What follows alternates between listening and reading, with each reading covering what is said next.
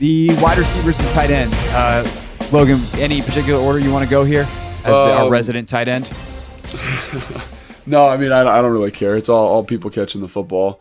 This was the most challenging one for me because like I thought everybody's got pretty good skill position players. Obviously, I think New York's a little bit, you know what I mean. So I'd probably put them fourth. But in terms of the other groups, I think you could make arguments for all of them that they should be the first. The first group. So let's start with Philly and then kind of go through them from there. Yeah. Well, I was gonna say, do we want to separate wide receivers and tight ends, or do we want to? Yeah, let's separate. Lump them all together? Let's separate. That might make it easier to distill like what's actually going on. All right, we'll save the best for last. Tight ends, you're last. All right, wide receivers. I think Philly's clearly got the best high-end stuff, right? A.J. Brown's the best receiver, or he and CD are right there as 1-2 in the division. But Devontae Smith might be the third guy. Terry's obviously going to want a word there. But Devontae Smith is clearly the best 2 in the division. Right. I think the only argument against Philly is the depth situation, which we did reference earlier in the show, where like Paris Campbell is a threat. He's really fast. He's really big, but has been kind of underwhelming in Indy.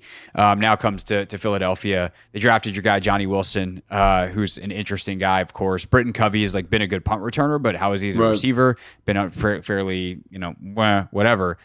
Whereas like Washington, New York, like maybe there's a little bit more. Dallas, they've got some guys down the depth chart where you're like, oh, that guy's like Kevontae Turpin is a weapon. As the fourth receiver in Dallas, in a different way than Philly's got down the depth chart.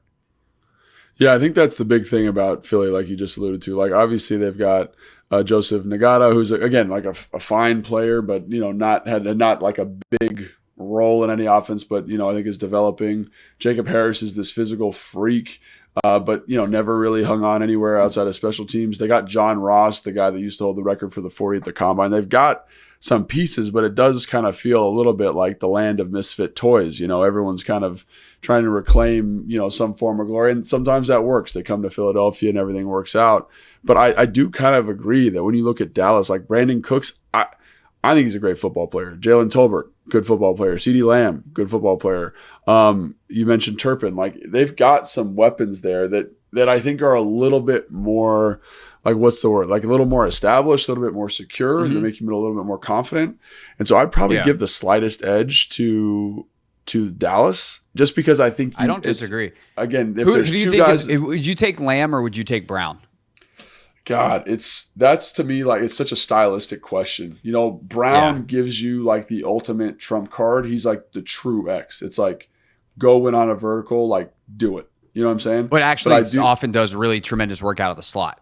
Like that's the thing is like he is the ultimate X, but he's a big X, but he's also like the ultimate power slot. Where CD actually his best work is out of the slot as well, and maybe not quite as good if he's got a B press man on the outside as an X. And that's what I'd say. Probably lean Brown, but it's not by much. Yeah, and I saw again, like stylistically, like for what I want on my offense, like I just love that for a quarterback. That here's a guy that's going to win, and CD has that. CD has that again from the slot. Like he's damn near uncoverable, and they do a great job of formationing stuff and putting him in good spots, using him very similar to how Kansas City used Travis Kelce. But in terms of just raw horsepower, I'd probably lean Brown. But again, it's such a stylistic question. What kind of offense you're going to run, and if they're in the same bucket. Yeah, 100%. And I think the other thing is like when you look at Washington, obviously Terry, Jahan, like there's some interesting pieces here, but I don't think they have the high end, and I don't think they've got the total depth that make you go, oh, this is going to be a game-changing, revolutionary group. So I'd probably give the slightest edge to Dallas. To me, the big question is like, how much better do you think Devontae Smith is than Brandon Cooks. And if you think he's way better, then you go the other way. And I don't really have a strong feeling about that. I love Devontae Smith. I think he's a really good football player, but is he, head and shoulders above Brandon Cooks? Probably, but does he outweigh the other three guys on the roster there? Right. Yeah. To me, Dallas and Philly are kind of 1A, 1B. Washington is 3, and then New York is, unless Malik Neighbors is just stupid as a rookie, which is possible, definitively 4th, like way 4th, because behind Neighbors, they just don't have a lot. They have some guys that have, obviously had some production in the league, but from a consistency standpoint, it's just not there. obviously we were hoping Jahan can have a bounce back year. Obviously we're hoping Terry can have a bounce back year. Luke McCaffrey, we'll see what he is as a rookie. Diami obviously has been what Diami's been. Zacchaeus, like they've got guys that can play. Really 1 through 6. Demir Bird's had an all right career, but really 1 through 6 with Brown being more, rotational guy who's probably more useful as a pure vertical threat, take the top off of play action, but mostly a run blocker. Zacchaeus has had some solid years, and then Jamison Crowder he somehow gets open. But I think the depth, don't confuse familiarity with depth.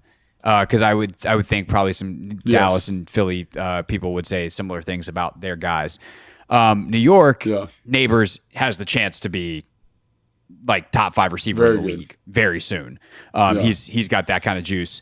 Slayton has been really good at times, but has kind of been inconsistent and injury prone. Wan'Dale Robinson, same thing. I love Wan'Dale Robinson, but it's to your point, Like I love Wan'Dale Robinson, really good football player, but like slot guy. And again, like does that outweigh the fact that Slayton's been a little inconsistent? Hyatt has shown that he's got this great fastball, but like can he do anything else? So there are some pieces there, but I don't think there's anybody that's like this dude is. I think Malik Neighbors could be the X receiver, which might help Slayton in terms of production. But the other two teams, even Washington, they've got a dude. They've got Terry. They've got CeeDee Lamb. They've got A.J. Brown, right? Dudes. And then they've got pretty serviceable twos. Like I think, if you remember back to when Jahan was a rookie, like how productive he was. And I can't wait to see what he looks like in this offense, especially because it looks like he's working on some of the fundamentals of like beating press and doing some of that stuff. So I just think that the two there is better than anybody else. And then Malik Neighbors hasn't really established himself. So I think that's a pretty clear, definitive list there. For sure. All right. So that leaves the tight end position. Washington, of course, has Ertz, Sinnott, Bates as their top 3. Goddard, Uzoma, Calcaterra, the 3 in Philadelphia. Dallas has Jake Ferguson, Luke Schoonmaker, Peyton Hendershot. And then the Giants have Daniel Bellinger, Theo Johnson, and Jack Stoll. And your boy Chris Manhertz still floating around too as their 4th tight end. Chris Manhertz, what a great tight end name. Seriously. Fantastic. Gosh, that's a tough group because I think the best tight end in the division is Goddard. I don't know if there's any pushback on that from you. No. I think they've got pretty good depth there. The problem is that offense, or at least as it existed, whatever it was, to last year, didn't use a lot of tight ends. They just kind of, were out there. And Goddard was hurt a ton last year, which definitely hurt them as well. Yeah, he was hurt. And I do think Calaretti is a good player, but has not done a lot. Jacob O, I can't say his name, but he was a pretty high draft pick in Denver, very athletic, but hasn't really developed.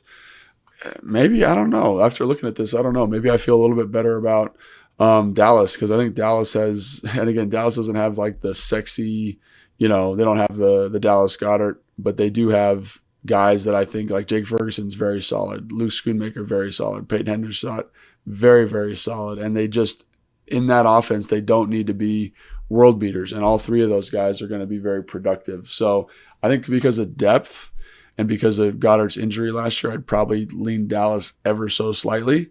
And I feel good about that. And I do think that when you look at the depth here in Washington compared to the depth in Philly, maybe you feel a little bit better about this group, like having John Bates. I think people sleep on how productive and effective he is in terms of run game stuff. Zach Ertz has looked great during OTAs and minicamp. And, when he's healthy, I think can make a petition to be definitely a top 10 tight end in the NFL. And then Sinnott, obviously Armani, these guys that have all this athletic upside. And we'll see what happens. Obviously, he's got to come together. But I don't know. Like there's something about that 1-2 punch at the top for Washington that gets me really excited. Yeah, to me, Sinnott's the wild card here. If Sinnott comes in and is like a stud, then you're like, oh, well, Washington probably has the best group in the division because Bates is just like a blocking Y 3rd tight end who rumbles and catches a few balls, but mainly just blocks people's faces off. Like, sweet. But I generally, you can't count on that, especially as a rookie. So I would probably agree with you that Dallas is just like 1 through 3. It almost feels like they have like low 1 and 2 really solid 2s. Right. Yeah. With Ferguson being a lower end 1, and then the next 2 guys being like really, really solid 2s. So you wind up being plus there. Where Philly is, I mean, it depends on how Uzoma is. Like Uzoma's had some years where he's really, really good.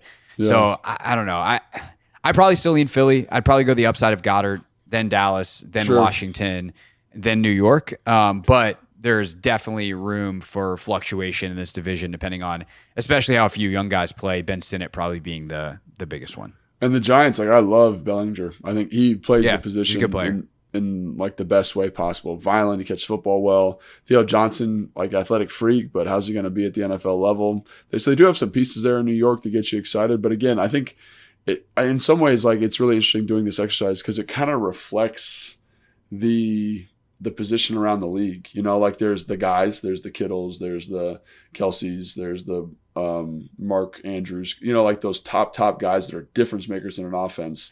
And then you get kind of in that middle tier of tight end where it's like it's really scheme dependent and really philosophy dependent. And I think that's why like Dallas is interesting because like those guys are elevated by scheme, but they work and they're gonna be productive. Like they're gonna have probably 50 catches, Ferguson, and then the next guy's gonna have 25 or 30. You know what I mean? Like they're gonna be a very productive group, even though they're not gonna be maybe as dynamic as like Goddard, for example. So it really is just kind of perspective and system. There's no guy here like that there are in some other teams, but or like we got to talk about Sam Laporta too. You know, Sam Laporta is kind of in that top tier now also, but there's nobody like that, at least to my eye. There's some very, very good football players, though. No doubt. Ertz probably the guy who was that at one point, but he obviously years past that prime in Philadelphia when he was that dude in the NFL. All right, that is our offensive positional rankings. We'll hit defense next week. I'll have a pod for you later this week. Logan's going to go be a rowdy wedding guest somewhere on the Cape. So we will catch up with Logan back next week. Until then, make sure you're subscribed so you don't miss an episode. We appreciate you listening and talk to you next time on Take Command. Thanks for watching this clip of Take Command, which has a brand new home. That's right. You can watch on YouTube at the Team 980. You can also listen to full episodes in the free Odyssey app, which is now enabled with Apple CarPlay. So we'll just, follow you around.